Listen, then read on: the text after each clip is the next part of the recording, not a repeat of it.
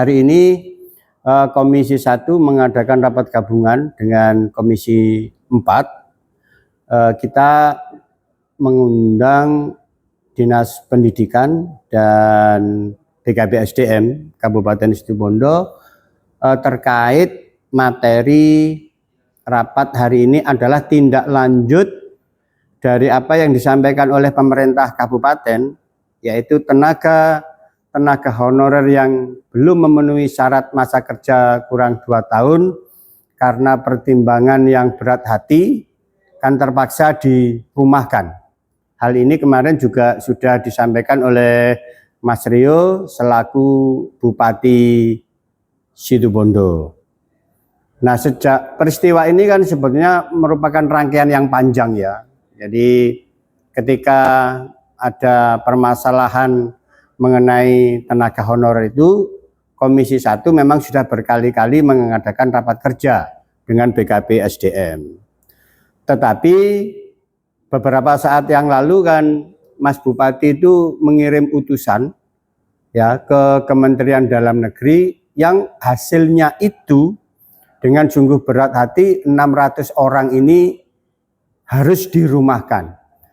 Nah, pada kesempatan ini tadi gabungan rapat Komisi 1 dan Komisi 4, kami minta rincian 600 orang itu siapa saja, melekat di OPD apa saja. Hari ini kami tetap meminta supaya pemerintah kabupaten ini mencarikan solusi yang terbaik. Ya, misal ada guru yang sudah mendapat sertifikasi. Tetapi karena syarat kurang dari 2 tahun dan sebagainya, maka guru tersebut termasuk yang harus dirumahkan.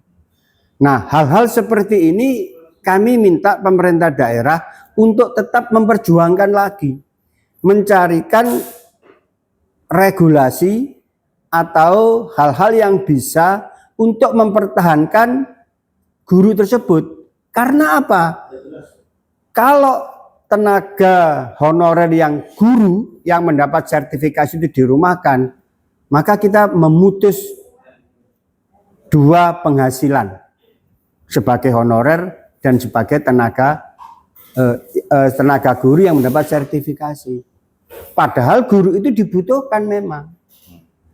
Nah, kalau guru itu misalkan tetap bisa menjadi guru tenaga dan honornya itu kan sudah dari pusat. Karena sertifikasi itu dari pusat. Jadi itu kami masih menghimbau agar ini ada solusinya. Selama itu tidak melanggar aturan ya mengenai status kepegawaiannya, dia supaya tetap bisa mengabdi. Toh daerah bisa tidak mengeluarkan honor loh. Karena sertifikasi itu anggaran pusat. 1. Lalu dari 600 lebih yang dirumahkan itu, kami minta pemerintah kabupaten tetap menginventarisir. Apakah di situ ada tenaga kebersihan, apakah di situ ada sopir, atau jabatan-jabatan yang bisa di-outsourcingkan. Memang tidak bisa semua di-outsourcingkan kan, tetapi kan ada celah. Dari 600 itu, selama itu bisa di-outsourcingkan, ya, maka itu kami mohon pemerintah daerah tetap mencarikan solusi sebagai tenaga outsourcing. Nah, bagi tenaga honorer yang memang karena aturan tidak bisa kita pertahankan dan harus dirumahkan, kami tetap berharap supaya pemerintah kabupaten khususnya bupati muda kita untuk mencarikan solusi jalan keluarnya.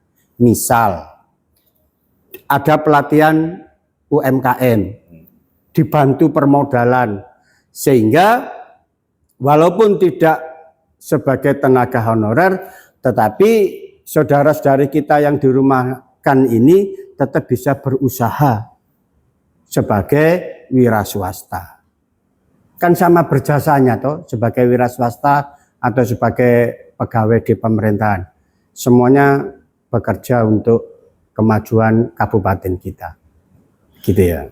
Terus ini ada lagi Pak, ini sempat ramai di media sosial juga, bahkan ada aduan-aduan dari honorer yang tidak masuk database, nah, yang dirumahkan itu kan, nah, itu kan mereka sudah bekerja dari bulan Januari, nah itu kan hingga saat ini belum menerima haknya. Nah, itu apa solusinya? Mungkin masukan sendiri dari DPRD terkait itu. Tadi hal itu juga sempat kita bahas, sempat kita bahas karena selama 4 bulan berjalan kemarin mereka tetap masuk. Ya, tadi BKP SDM menjelaskan bahwa memang aturannya sejak per 1 Januari 2025 kan tidak boleh mengangkat tenaga honorer. Ketika kita membayar gaji, berarti kan ada tenaga honorer.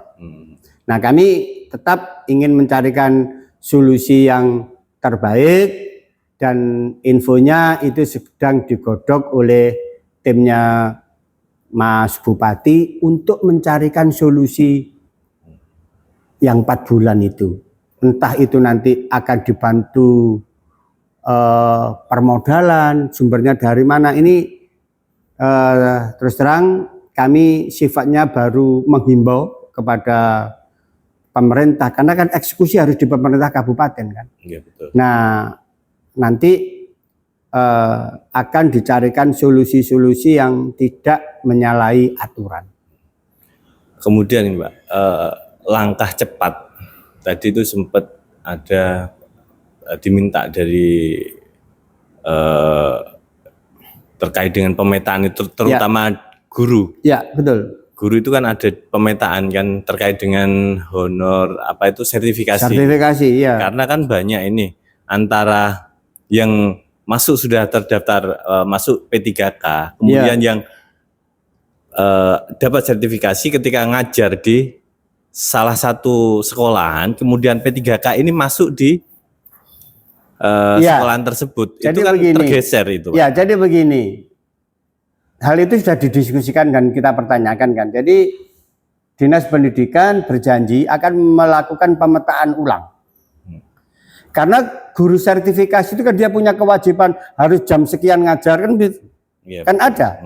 Nah, kalau jam mengajar kurang dari ketentuan, maka bisa gugur jam sertifikasi honor sertifikasinya. Oleh sebab itu intinya begini, Komisi 1, Komisi 4 sepakat bagi tenaga-tenaga guru yang sudah bersertifikasi ini kita minta dicarikan solusi yang bijaksana.